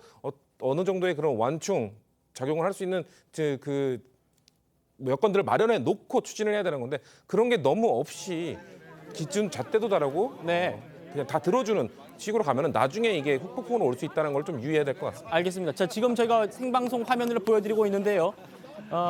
민주당 이재명 지도부 공관위로부터 컷오프된 임종석 전 비서실장이 당의 결정에 불복해서 계속해서 나는 유세를 하겠다. 이러면서 나온 현장을 저희가 보여드리고 있습니다. 옆에는 비명계 송갑석 의원, 현역 하위 10% 통보를 받은 송갑석 의원과 잠시 뒤에 저희가 또 목소리를 들려드리려 했던 비명 친문 윤영찬 의원이 지원 유세를 나온 모습이고요. 임종석 전 실장이 어떤 한마디를 할지 저희가 잠시 보여드리고 이렇게 좀 넘어가려고 합니다. 임 전 실장 굉장히 본인 마음은 안 그렇겠습니다만 얼굴은 아마 지지자들을 봐서 그런지 굉장히 밝은 모습으로 지지자들과 만나서 악수를 하고 이런 모습인데요. 성동갑 주민들에게 나는 끝까지 퇴근길 인사를 하겠다, 유세를 하겠다 이렇게 얘기를 하고 있고 지금 그 지역구가 있는 왕십리역에서 친문 의원들, 송갑석 의원, 윤영찬 의원과 함께 지지자들과 만나는 그런 일정을 보여주고 있습니다. 정혁진 변호사님. 네네. 저희가 계속 임종석 전 실장의 화면을 보여드릴 건데요. 이어가던 얘기는 계속 해보죠. 이수진 의원 같은 경우에는 금품 수술 인정하지 않았고 기동민 의원은 금품 수술 인정해가지고 결정이 다르게 나온 거다. 이런 얘기에 대해서 어떻게? 죄송합니다. 지금 임종석 전 실장이 한마디를 하는군요. 들어보시죠. 여기 왕십리역 광장에 저녁 인사를 나왔고요. 만나러 와주신 많은 분들께 진심으로 감사드립니다. 아마 이 자리에 오신 분들의 한결같은 마음은 다 똑같을 겁니다. 민주당이 하나로 꼭 통합을 해서 이번 총선에서 이겨달라는 간절한 마음 한 가지일 거라고 생각합니다. 이 간절한 마음을 당 지도부에서 저는 받아주셨으면 합니다. 그런 정도 말씀드리겠습니다. 네. 이 정도 할까요? 네. 혹시 그 이재명 대표님이 탈당은 뭐 자유다, 그리고 세대 교체 필요하다 이런 오늘 말씀하셨어요? 인사드리러 나왔으니까 인사 좀 드릴게요. 네. 힘내세요. 김영주 의원님. 별 얘기는 안 했습니다. 임종석 전 실장이 당의 간절한 마음, 제 마음을 받아들여서 재고해달라 이런 오전과 똑같은 얘기를 했는데 어떻게 좀 보셨습니까 오늘? 어쨌든 그 송갑석 의원 또 윤영찬 의원과 같이 이제 실제로 데몬스트레이션이죠. 본인의 정당성을 확보하고 명분을 확보하기 위한 정당성 시위에서 이렇게 드러내놓고 많은 사람들의 말하자면 시선을 끌었습니다. 예. 전현희 의원이 과연 이 상황에서 아무리 전략공천으로 왔다 하더라도 제대로 된 선거운동을 할 수 있을까? 또 성동에 말하자면 그 우리 당원들이나 시민들이 과연 전략공천된 전현희 의원을 받아서 환영해서 선거운동으로 승리할 수 있을까? 이런 의문점을 갖게 되고요. 이 워딩은 일정한 시간이 지나면 제 간절한 당에 대한 부탁이 들어주지 않았으므로 저는 또 다른 선택을 할 수밖에 없다라고 하는 당원들에 대한 드리는 글로 바뀔 가능성도 매우 높다라고 했고 그랬을 때 사실은 이제 송갑석 의원 또 이인영 의원이나 다른 어떤 전대협의 어떤 당의 지도부들과 말하자면 그 서로 간에 어떤 도모할 수 있는 틀 만들어질 수도 있지 않겠느냐. 또 홍영표 의원이 얘기했던 민주연대라는 어떤 가칭의 그런 모임들도 만들어질 수 있는 개연성이 있기 때문에 오늘 저 모임에 이어서 언제까지 저런 모임들이 더 힘을 받아갈 수 있을까 기추가 주목되는 것입니다. 알겠습니다. 계속해서 저희는 이어가 보도록 하죠. 현장은 잠깐 뭐 들리는 저희 현장은 목소리 들어보면 임종석 전 실장의 지지자들이 모여서 임 전 실장에게 격려와 응원을 보내주는 그런 모습인데요. 주변에 아직 이재명 대표의 지지자들이 와서 뭐 방해를 한다거나 그런 모습은 보이지 않는 것 같습니다. 여기까지 저희가 좀 보여드리고요. 계속해서 이어가 보도록 하겠습니다. 방금 보신 임종석 전 실장의 저 유세장에서 있었던 윤영찬 의원이요. 이렇게 얘기를 했습니다. 이재명 대표가 자신의 잠재적인 라이벌을 싹을 잘라버리려고 하고 있다. 이렇게 평가했는데요. 직접 들어보시죠. 이재명 대표가 임종석 실장을 밀어낸 이유, 그 이유는 어디에 있다고 보세요? 임종석 전 실장이 가지고 있는 상징성이죠. 그 상징성으로 인해서 앞으로 친문이라든지 비명이라든지 이런 분들이 다시 모이게 된다면 굉장히 위험한 존재가 될 수가 있다. 그리고 8월 달에 있을 당 대표 경선이라든지 2027년의 대선이라든지 이런 측면에서 봤을 때 라이벌 자체의 싹을 아예 잘라버리겠다라는 생각이 아닌가 생각이 들어요. 전영진 변호사님. 네. 그러니까 임 전 실장이 국회로 들어오면 8월로 예정된 전당대회에서 굉장히 유력한 경쟁자이기 때문에 아예 싹을 잘라버리려는 거 아니냐. 이게 윤영찬 의원의 주장입니다. 제 생각에는요. 임종석이라고 하는 개인에 대해서 어떤 뭐 부담감을 느낀다거나 라이벌로 생각한다거나 그런 것보다는 오히려 임종석이라고 하는 사람이 핵이 돼서 친문이 결집되는 것은 막아야 된다라고 본인은 생각하는 것이 아닌가. 저는 그런 생각이 들고요. 네. 그렇기 때문에 앞으로는 아무리 명문 이렇게 이야기를 해도 뒤로는 멸문 또는 망문을 도모한 것이 아닌가. 저는 그렇기 때문에 이번 총선에서 이재명 대표의 상대가 누군가 윤석열 대통령인가 아니라는 생각이 들거든요. 제가 봤을 때 이번 총선에서 이재명 대표가 생각하는 그 가상의 카운터파트는 누구냐. 제가 봤을 때 문성열이 아닌가 하는 생각이 듭니다. 그래서 문재인 대통령도 상대해야 되고 윤석열 대통령도 상대해야 되고 그런데 한 명만 한동훈 비대위원장 상대하기에도 벅찬 사람이 저렇게 문재인 전 대통령과 윤석열 현 대통령까지 과연 그렇게 상대할 수 있을까? 저는 굉장히 회의스럽다는 생각이 듭니다. 예, 이현정 의원님. 네. 지금 전영진 변호사 말씀 주신 것처럼 임종석은 임종석 개인으로 보면 안 된다. 친문이라는 그 집단으로 봐야 된다. 이렇게 말씀 주셨는데 지금 화면을 보시면 홍영표 의원까지 가세했습니다. 네, 홍영표 의원도 지금 방금 도착을 한 것 같습니다. 왜냐하면 이제 정치라는 것이 뭐 일단 이재명 대표가 대표이기 때문에 당은 이제 이재명 대표 중심으로 갈 겁니다. 그리고 공천이라는 것도 사실 이제 경쟁력 차원에서 이제 뭐 컷오프 당연히 있을 수 있죠. 네. 근데 이제 지금 민주당 국민의힘이 하는 그게 그러지 않습니까? 경선을 붙여서 결과물 다 보여주지 않습니까? 그리고 그 사람들이 납득하고 설명되도록 그렇게 해서 공천을 하는 거거든요. 근데 지금 민주당의 공천은 그런 방식이 아니라 지금 최근에 여론조사 기관 하나 선정해서 그게 문제가 돼서 제외시켰지 않습니까? 근데 그 여론조사 기관이 조사한 기관에 보면 대부분 어떤 이 친문들이 있는 또 박용진 의원이 있는 지역에 여론조사 했다는 거 아니겠어요? 네. 그러면 아무 문제 없으면 그거 왜 제외시켰겠습니까? 뭔가 문제가 있으니까 제외시킨 거 아니겠어요? 이제 그런 방식으로 지금 사람들을 컷오프하기 때문에 지금 문제가 되는 것이고 그리고요 당이라는 게 이재명 대표 영원하지 않습니다. 왜냐 이재명 대표도 리스크가 있지 않습니까? 사법 리스크가 있고 만약에 나 그 현재 재판받고 있는 것 중에서 하나라도 지금 만약에 이제 나중에 출마할 수 없는 형이 떨어진다 그러면 개인에게도 그렇지만 당 차원에서도 이게 굉장히 큰 위기지 않습니까? 예. 대안 세력이 없어버리면. 예, 위원장님 잠깐만요. 홍영표 의원 얘기 좀 들어보시죠. 우리 임종석 실장은 정말 윤석열 정권의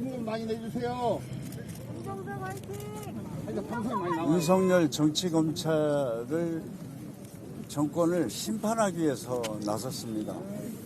지금 우리 국민들이 원하는 것이 뭡니까? 지금 이 무도한 윤석열 정권 심판하는 것 아닙니까? 거기에는 우리 임종석 후보가 반드시 필요합니다. 맞습니다.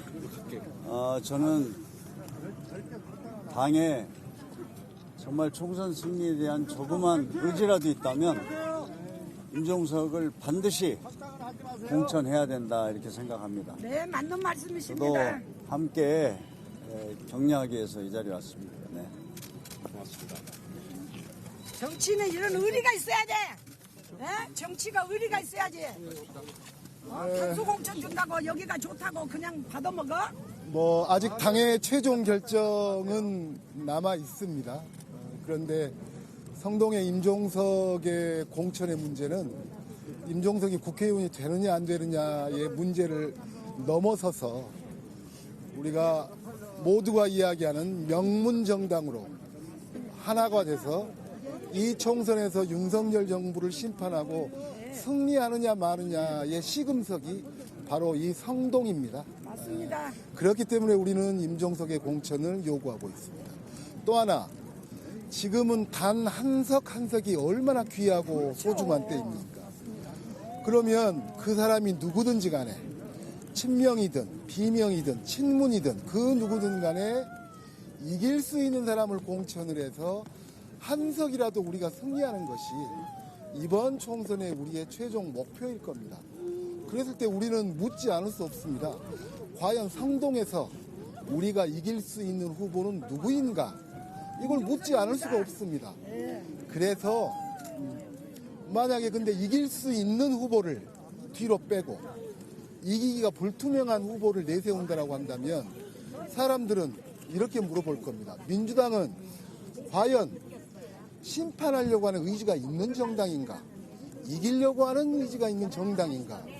그런 의미에서 또 임종석의 공천은 또 하나의 시금석이다라고 생각을 합니다. 그래서 마지막까지 우리는 간절한 마음으로 촉구합니다. 임종석의 국회의원을 위해서 촉구하는 게 아니라 민주당의 승리를 위해서 또 이 총선을 통한 윤석열 정부의 심판을 위해서 정말로 국민들이 원하는, 당원들이 원하는 단결과 단합을 이곳 성동으로부터 이뤄내라라고 하는 마지막에 간절한 마음을 이렇게 이야기를 하고 있습니다. 성동에 말뚝 박았습니까? 성동에 말뚝 박았어요? 아니 당신들 말이야 윤석열 정권에 싸움 한번 제대로 안 한 사람들이 다 나와가지고 뭐 민주당 얘기하고 있어. 당신이 청대에 무장들 했던 사람들이면 그러면 돼. 당신들이 지금까지 싸움을 제대로 한 적 있냐고. 싸웠죠. 윤석열한테 싸움 제대로 했냐고. 민주당이기 때문에 김건희한테 잘못한 거 말한 적 있냐고. 임 실장에 대해서도 검찰이 수사를 시도했다 좌절이 됐습니다. 이런 상황에서 윤석열 정권에 대해서 우리가 심판하지 않는다, 심판을 못한다, 이거는 역사의 죄를 짓는 거라고 생각합니다. 그 앞에서 우리는 모두 다 윤석열 정권 심판이라는 하나의 대우 앞에 똘똘 뭉쳐야 된다고 생각합니다. 그러나 지금 우리는 우리 스스로 우리가 가장 패할 수 있는 가능성이 높은 곳으로 달려가고 있습니다. 통합하지 못하고 혁신하지 못하는 선거는 질 수밖에 없습니다. 우리는 그 분열의 길을 자초해서 걸어가고 있습니다. 멈춰야 합니다. 멈추고 우리 민주당이 걸어왔던 그 놀라운 우리의 자산과 우리의 정신을 다시 계승하는 길로 돌아가야 됩니다. 김대중, 노무현, 문재인의 길로 돌아가야 됩니다. 그 길을 위해서 민주당이 살기 위해서 윤석열 정권을 심판하기 위해서 임종석 실장 성동 공천 반드시 필요하다. 저는 그렇게 말씀드리고 싶습니다. 이상입니다.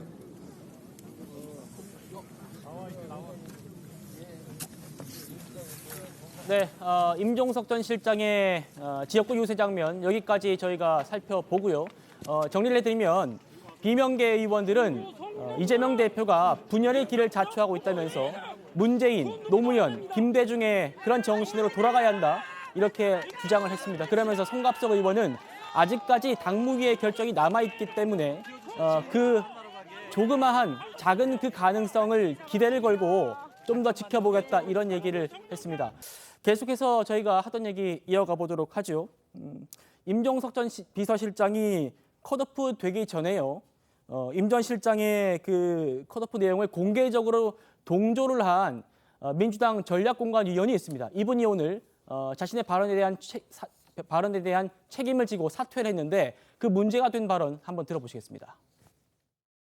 임종석 실장께서 당에 무리한 요구를 하는 측면도 없지 않잖아요. 그로 인해서 전국의 선거 판세가 약간 흔들릴 수도 있다는 우려가 있어요. 내일 아마 좀 결론 짓게 되지 않을까. 자, 그러면 내일 이제 민주당이 새로운 출발할 수 있는 날이 되겠네요. 네, 새 출발하시죠. 그러니까 내가 임종석 실장이면 저한테 전화했겠다. 임종석 실장님 전화 기다리겠습니다. 뭐라고? 잘 봐달라고? 잘 봐달라고. 한 3번쯤 하면 그때 받을게요. 자꾸 직접 통보해주세요. 컷오프입니다라고 이렇게. 제가 컷오프 시킬 수가 없어요. 아, 그래요? 저는 그냥 뭐 거수기예요. 네. 안기령 얘기 잠깐 나와서 그냥 얘기합시다. 자, 일단 도봉 공천 축하드립니다. 안기령 대변인 이해가 안 전략 공천 됩니다. 받았거든요. 전략 공천 위원입니다, 여러분. 잘 기억해 주세요. 네. 민정사 원장님 어떻게 들으셨습니까? 임종석 전 실장의 컷오프 조롱 쪽으로 지금 유튜브에 나와가지고 전략공관위원이라는 분이 저렇게 얘기를 했단 말입니다. 그러니까 저 전략공관위원 사퇴했습니다마는요. 저분의 개인적인 그 처사도 분명히 비판받아야 될 문제고요. 근데 저게 구조적으로 보면은 이미 친명그룹 내에서는 이미 사전에 다 알고 있었다. 그래서 조롱조로 저렇게 이미 며칠 전에 하루 전에 나와서 저렇게 임종석 전 실장에 대한 공천 배제를 공공연히 발언한 게 아닌가 이렇게 생각이 듭니다. 그리고 또 하나 짚어주고 싶은 건요. 이게요. 지금 대응하는 사람들도 저는 늦었다고 보거든요. 제가 뭐 이재명 대표 측을 두둔하는 게 절대 아닙니다. 이미 이 사태는요. 몇 주 전에 윤석열 정부 출범에 문제가 있는 사람들은 책임을 져야 된다라는 이명백 공관위원장의 발언부터 이미 시작된 거예요. 그때는 이미 벌써 임종석 최고 책임자 임종석 전 실장에 대한 공천 배제가 거의 결정된 상태에서 지금 흔히 하는 말로 이게 바람 잡아가는 분위기 잡아가는 그런 발언을 시작했던 거예요. 그런 부분에 대해서 너무 대처가 아니하고 늦었다라는 지적을 하고 싶은 겁니다. 지금 보십시오. 이미 윤영찬 의원도 얘기를 했습니다만요. 저도 그렇게 생각을 하는 것이 임종석 전 실장은요 90점이기 때문에 절대 공천을 안 주려고 할 거예요. 앞으로도 번복을 할 가능성은 저는 거의 없다고 보거든요. 그러면서 친문 중에서도요. 윤건영 상황실장까지 했지 않습니까? 윤건영 그다음에 고민정 두 사람은요. 탄수공천 일찍이 줬어요. 네. 그렇지만 90점이 되고 나중에 이재명 대표가 당을 이끌어 가는데 또 대선 가도에 있어서 걸림돌이 될 만한 상징적인 인물 90점의 인물로서 임종석 그다음에 또 무게감 있는 홍영표 그다음에 무게감 있는 전해철 이런 순서대로 계속해서 공천을 가지고 지금 계속해서 이 자금 하고 줄다리기를 하고 있다. 이런 측면에서 비명계 측 친문 측에서 너무 대처가 늦었다. 저는 그렇게 봅니다. 알겠습니다. 이번 주제 여기까지 하고요. 다음으로 공천 갈등이 법적 문제로 비화될 수 있다는 그런 문제가 있었어요. 그 얘기 다뤄보겠습니다.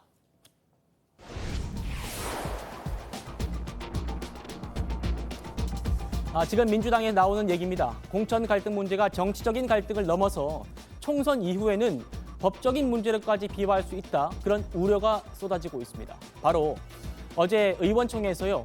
정체불명의 여론조사에 대한 폭로가 나왔기 때문인데요. 당 중앙선관위원장을 맡았던 정필모 의원이요. 경선 결과 발표 직전에 갑작스럽게 사퇴를 했었는데 당시 민주당은 이렇게 얘기를 했거든요. 그런데 그게 거짓 브리핑 논란으로 이어지고 있습니다. 들어보시죠. 이 원장님 사임하신... 우리 선관위원장님이요. 건강상의 이유로 사임하셨습니다. 사임하신 거는 여론조사에도 불공정성 논란이나 이런 거랑 관계가 없는 건가요? 네, 전혀 관계 없고요. 위원장님이 공식적으로 밝히셨습니다. 워낙 좀 약간 몸이 건강상에 좀 그런 부분이 계셨어요. 보시면. 몸이 안 좋아서 사퇴를 했다 이런 얘기를 하는데 그러면 그 양반하고 선관위원 2명이 같이 사퇴를 했어요. 같이 한꺼번에 몸이 아프나요? 코로나가 지금 확산되고 있나요? 저는 뭔가 큰 심각한 문제가 있다고 봅니다. 자, 어제 저희가 속보로도 전해드렸었는데요. 정필모 의원이 선관위원장직을 갑자기 사퇴한 그런 이유에 대해서 들으신 대로 민주당은 몸이 안 좋아서야라고 했는데요. 정필모 의원은 어제 의총에서 그거 거짓말이다 이렇게 폭로한 겁니다. 그래픽 한번 보겠습니다. 자, 뭐라고 했냐면요. 난 허위 보고를 받았고 속았다. 이렇게 얘기를 했고요. 다음이요. 실무적으로 부담이 돼서 여론조사 업체를 하나 더 필요하다고 실무자가 보고했는데 허위 보고했다는 거다. 그러니까 이게 무슨 말이냐면요.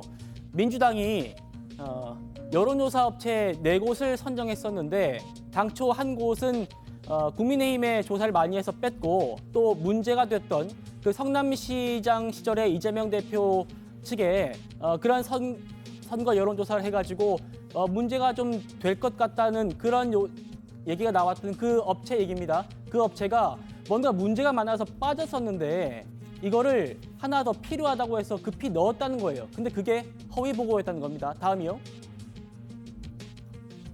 네.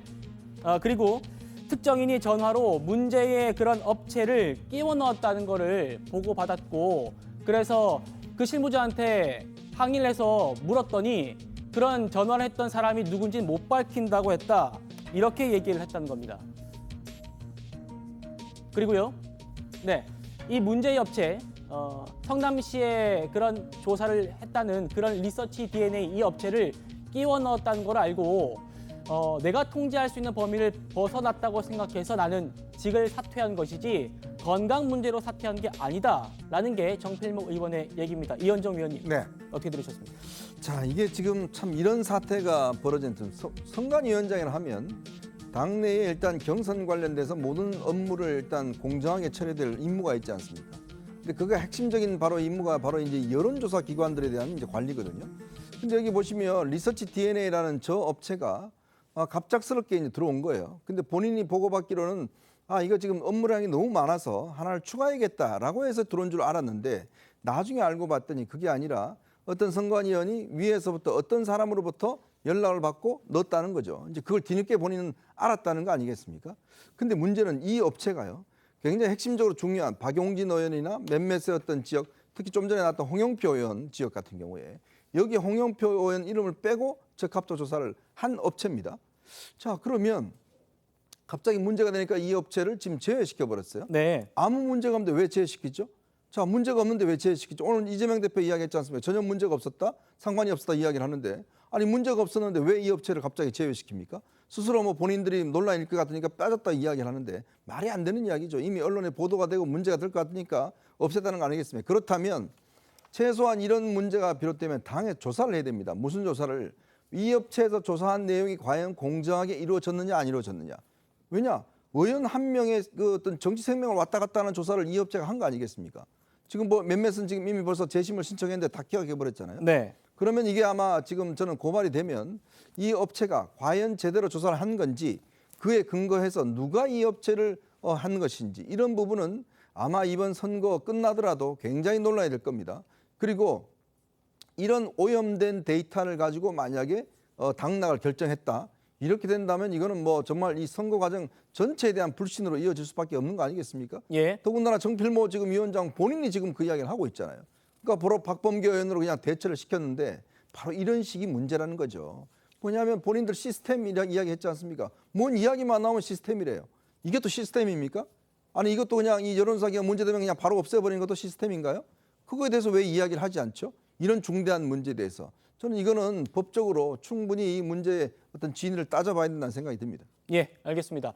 말씀하신 대로 이재명 대표도 정필모 의원의 폭로는 별로 문제가 안 되는 거다 이렇게 치부했습니다. 들어보시죠. 의원총회에서는 그 여론조사 업체에 관련해가지고 책임자들이 좀 사퇴해야 된다는 그런 의견들이 나왔었는데요. 대체적으로 오해 과장에 의한 것입니다. 저희도 그 얘기가 있어서 당내에서 필요한 경과를 조사를 해봤는데 조사하는 거는 그건 선거의 가장 기본이고 정당의 일상적 활동의 일부입니다.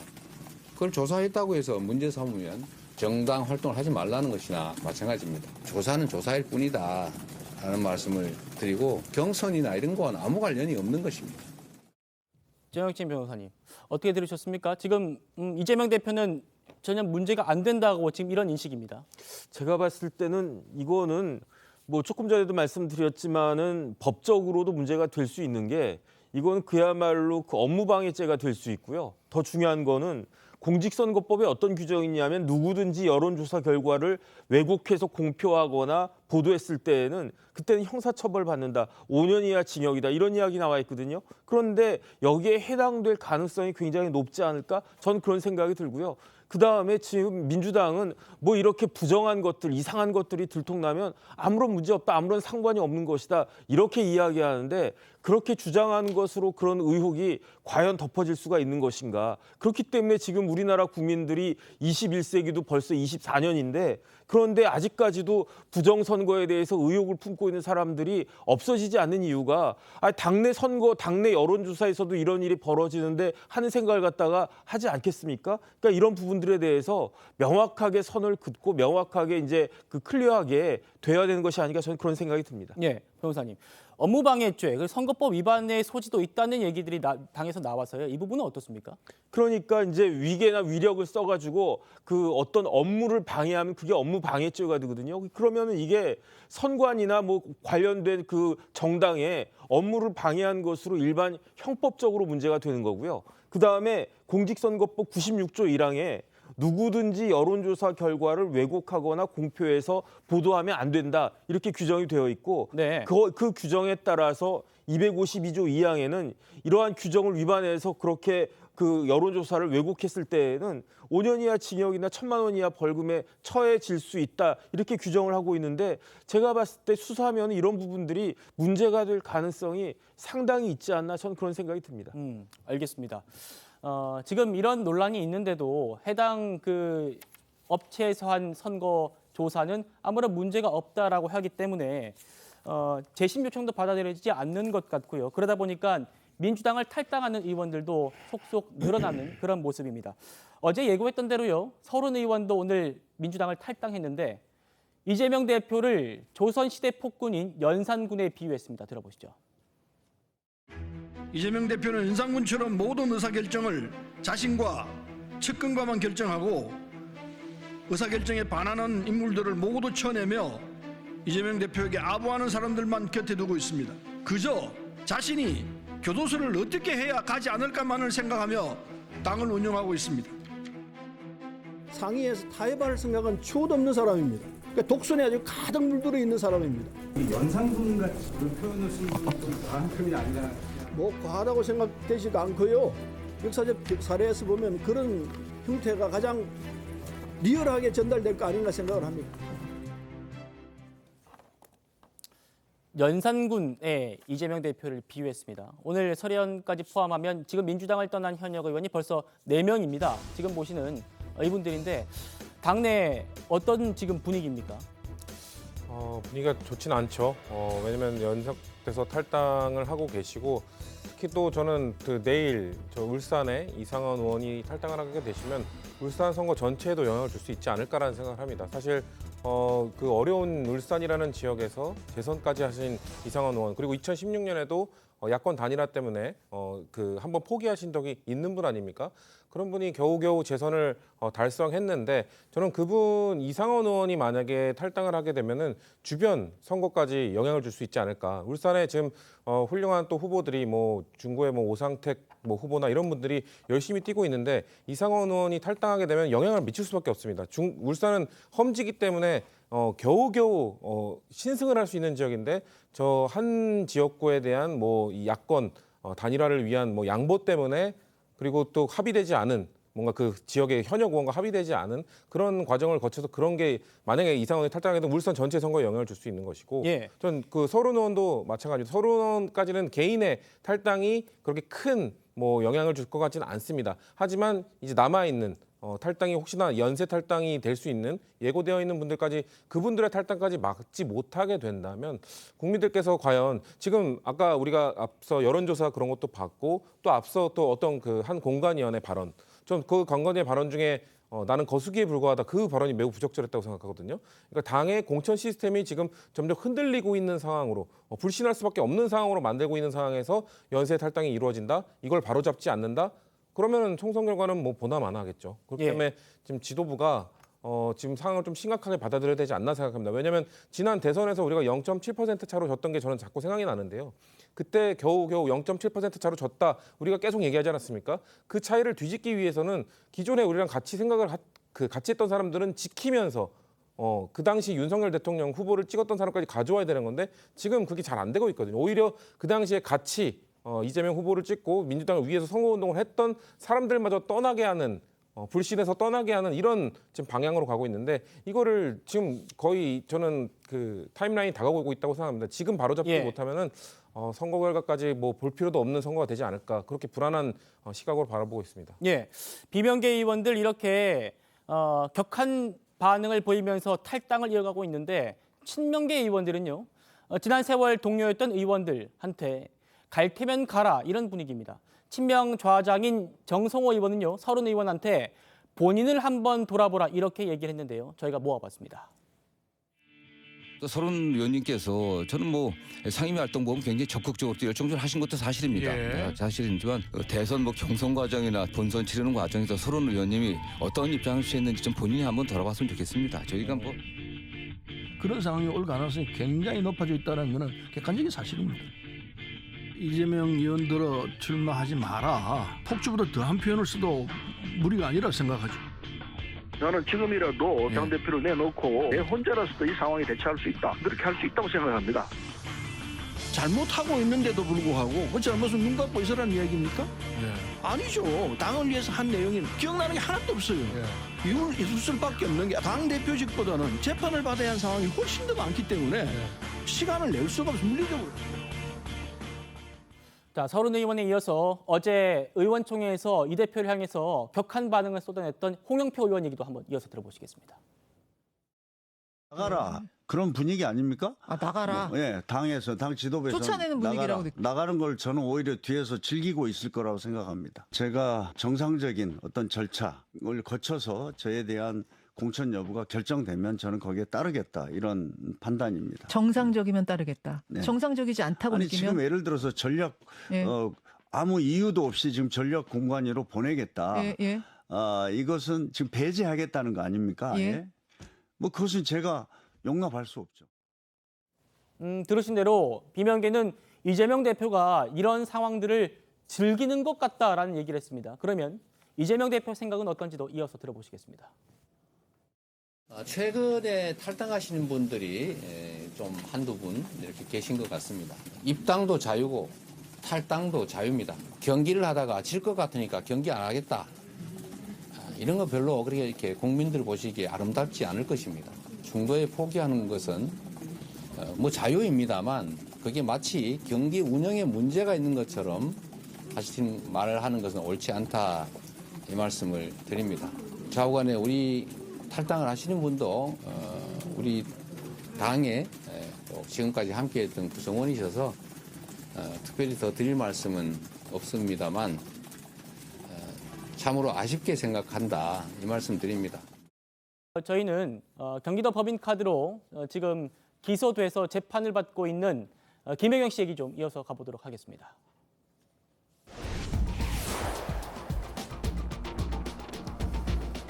네, 경기도 법카로 민주당 의원 부인들에게 식사를 대접해서 공직선거법 위반 혐의로 재판이 넘겨진 김혜경 씨 소식 저희가 며칠 동안 전해드리고 있는데요.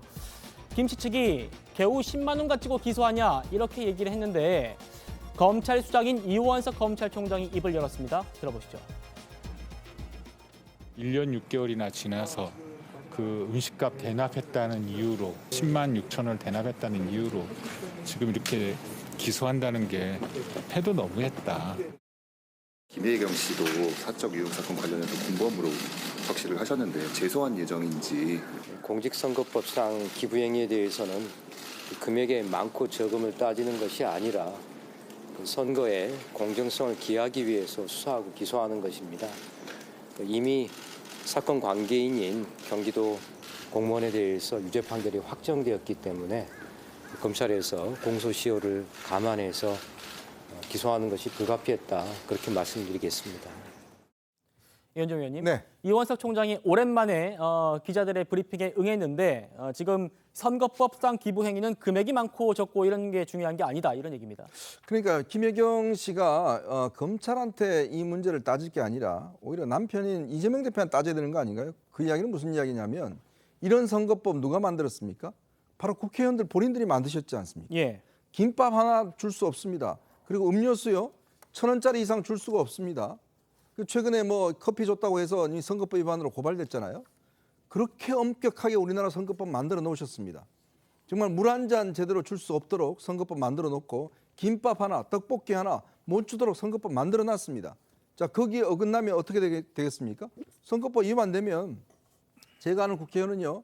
본인 선거 끝나고 난 다음에 정말 종친 몇 분들 모시고 식사해서 카드로 몇십만 원 긁었는데 그거 선거법 기소가 돼서요. 정말 2심 대법원까지 엄청나게 고생했습니다. 본인들 그거 만드셨잖아요. 예. 근데 왜 그걸 검찰한테 탓하시죠? 그런 법이 있기 때문에 지금 검찰은 당연히 본인들의 직무에 따라서 이걸 처벌하는 거 아니겠습니까? 더군다나 이 카드를 직접 긁었던 배모 씨 같은 경우는 이미 대법원 2심에서 징역 8개월에 집행유예 2년이 선고가 돼서 확정이 됐지 않습니까? 그러면 그 사람을 시켰던 직접적으로 그럼 식사 자리 마련하고 그렇게 계산을 시켰던 아니 본인이 밥을 사면서 누가 돈 냈는지도 모르고 한 사람분이 있을까요? 아 내가 밥 사라고 모였는데 아 나는 몰라 내 거 그냥 긁고 나서 알아서 했겠지 라는 게 지금 해명이 되는 건가요? 우리가 일반적으로 그렇습니다. 누가 밥 먹자 그러면 본인이 계산하겠다는 의미 아니겠어요? 예. 그런데 더군다나 그 후보의 부인이 이제 그 국회의원들 부인들 모아놓고 밥을 사면서 더치페이라고 이야기도 안 해놓고 그냥 내 것만 계산하고 나갔기 때문에 나는 문제가 없다? 나는 어떻게 처리했는지 몰랐다? 이게 말이 되는 소리인가요? 그러니까 결국은 저는 김혜경 씨가 검찰을 욕할 게 아니고 집에 가셔서 이재명 대표한테 왜 이런 법 만들었냐고 따지시면 될 것 같습니다. 예, 알겠습니다. 김혜경 씨 측이 10만 원 가지고 황당하게 기소했다 이런 주장에 대해서 이 법카 유행 문제를 공익 제보한 이 조명현 씨는 어떤 반응을 보였는지 저희가 오늘 통화를 해봤습니다. 들어보시죠. 겨우 금액적 10만 원이 문제가 아니라 이거는 선거법 위반을 한 혐의고요. 이 사람이 저지른 죄를 봐야 된다고 저는 생각을 합니다. 선거법 위반하고 거기다 그거를 법인카드, 국민의 세금으로 거기까지 횡령한 내용이기 때문에 이거는 금액의 문제가 아니라 죄의 질을 봐야 된다고 저는 생각하고 있습니다. 증거를 갖고 고발도 하고 제보를 했기 때문에 이 부분에 대해서 황당하다고 얘기하는 거는 죄 지은 사람들이 얘기하는 그냥 황당한 주장일 뿐이라고 저는 생각하고 있습니다. 조명현 씨는요, 당시 문제가 됐던 그 해당 모임의 밥값을 실제로 결제한 당사자입니다. 당시 상황을 본인은 다 기억을 하고 있다면서 이거는 김혜경 씨가 몰랐다고 할 수 없다 이렇게 주장하고 있습니다. 이어서 들어보시죠. 당시에 배모 씨가 저한테 얘기를 해서 경기도에서 거기까지 서울까지 가서 결제를 하라고 했고 구체적인 지시를 제가 받았고요. 당시 김혜경 씨를 수행했던 사람, 캠프에 있던 그 사람이 결제 조치를 배모 씨랑 얘기가 잘못돼서 결제를 잘못하고 그걸 다시 취소하고 다시 하는 과정을 제가 밟았었거든요. 의원들, 부인들이 했다고 그러면 그 부분에 대해서 당연히 물어봐야 되죠. 상식적으로 결제 안 된 상태에서 음식점에서 결제를 하라고 얘기하는 걸 분명히 봤을 텐데 그 부분이 없는 상태에서 나가는데 김혜경 씨의 주장은 제가 볼 때는 황당한 주장이라고 생각을 하고 있습니다.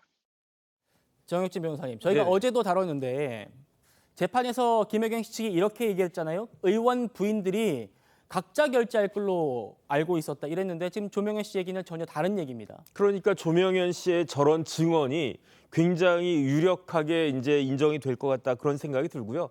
다른 걸 다 떠나가지고 황당하다라고 하는 변호사의 저 이야기가 전 굉장히 황당하다라고 생각을 하는 게 첫 번째로 하나 보면 열으라는 거 아니겠습니까? 두 번째로 조금 전에 이원석 총장도 이야기했지만 네. 이 건은 어떤 건이냐면요. 법원에서 1심, 2심에서 유죄가 확정이 돼가지고 상고하지 않아서 완전히 확정이 된 겁니다. 그렇다라고 하면 만약에 그 검찰이 기소하지 않으면 사모님은 봐주고 사무관은 유죄가 된다는 이야기입니까? 그다음에 이재명 대표가 어떻게 했습니까? 조광한 전 시장한테 커피 쿠폰 돌렸다고 저 사람 위법한 행동을 했다 해가지고 징계하자고 했던 사람 아니겠습니까? 그러니까 다른 자기 그 경기도지사가 그 사나 시장한테는 커피 쿠폰 돌려도 아주 그냥 막 그렇게 이야기를 갖다가 하고 자기 부인은 이렇게 법인카드 가지고 이렇게 공직선거법을 위반해도 그거 가지고 뭐 이렇게 금액 운운하면서 황당하다고 이야기하고 하고 이게 말이 되겠습니까? 이런 것이 어떻게 대한민국의 시대 정신이 될 수 있겠는가? 민주당의 시대 정신이 될 수 있을지는 잘 모르겠습니다. 예. 한동훈 위원장은요, 이재명 대표를 겨냥한 그런 공세를 계속하고 있죠. 들어보시죠. 하늘에서 과일이 뚝뚝 떨어지지는 않잖아요. 김혜경 씨가 답을 할 게 아닙니다. 이재명 대표가 답을 해야 되는 문제예요. 염치를 아는 정치를 해야 한다. 한동훈 위원장은 이 법카 문제는 공직자이자 정치인인 이재명 대표가 책임져야 한다. 이런 얘기로 하고 있는 것 같습니다. 여기까지 김혜경 씨 얘기는 정리하고요. 저희는 다음 주제로 넘어가겠습니다.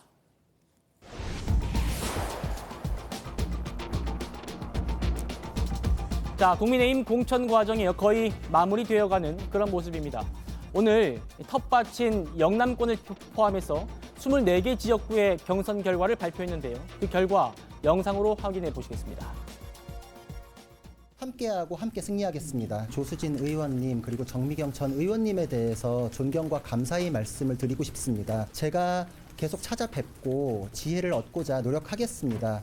함께 경쟁해 주신 의원님께, 전봉민 의원님께 위로와 감사의 말씀드리고, 그리고 그동안 우리 당의 공천에서 젊은 사람들이나 신인들이 좀 많이 이기지 못하는 것 아니냐 하는 비판이 있었는데, 저희가 일부러 같이 내려온 것도 우리 당의 30대를 대표하는 저와 40대를 대표하는 우리 구자룡 비대위원이 공정한 경선에서 승리했기 때문에 충분히 개혁이 이루어지고 있고 감동적이라는 말씀을 함께 드리고자 같이 내려왔습니다.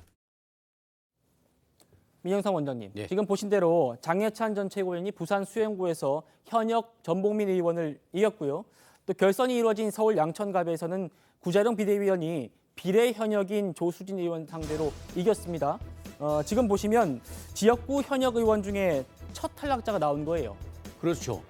그래서요, 저번 결과로 보면, 이번 이 결과로 보면은 구자룡 비대위원하고 장해찬 전 최고위원의 경선 승리는 비판적인, 그동안에 너무나 조용한 공천이어서 감동이 없다라고 비판적이었던 그런 민주당 쪽에 대해서 봐라.